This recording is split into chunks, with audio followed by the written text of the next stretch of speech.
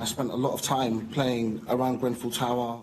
His uncle was like a dad. Uncle Hisham very quickly took that father figure role. He sort of put his arm around me and took care of me. Hesham Rahman lived and died on the top floor of Grenfell Tower. I swear by Allah that... Giving evidence at the inquiry, Karim Mussilhy, who spoke of the chaos and confusion trying to find his uncle on the day of the fire. Every time I turned a corner, I would expect to see somebody, I don't know, in a high-vis and a clipboard. But I never did.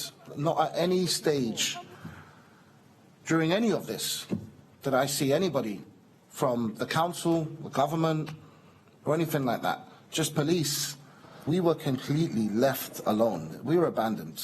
We were abandoned in the worst way possible while we were looking for our relatives. In the absence of any authorities, it was the community who came together. Residents of the tower making their own lists of who had survived. Yet still to this day, the council have not been able to give us a list of who was in that building. We were left alone. We were left to suffer publicly. But it wasn't until the day after the fire that Karim started to realise his uncle might not have survived. He got an indirect message from firefighters who weren't allowed to speak publicly. They wrote a message on a T-shirt which said, "To all those on the 21st floor and above, we're sorry, we couldn't get to you."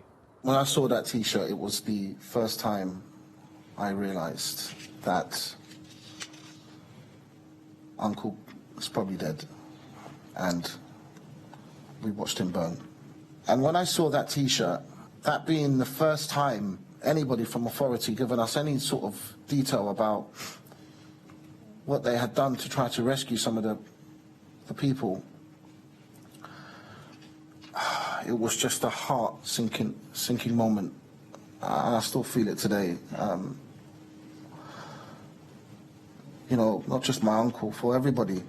72 people died in the tower, and Karim says the fire has changed his view of the world.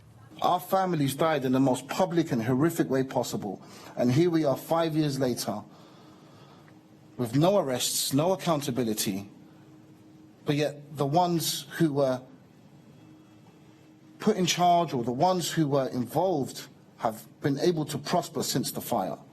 Remembering his uncle, Karim said he would have done anything to save him if he'd been there. I probably wouldn't be here today because there would have been no force that would have stopped me from going in that tower. Nothing, nobody would have been able to stop me. And I would have, you know, I was quite fit and healthy then.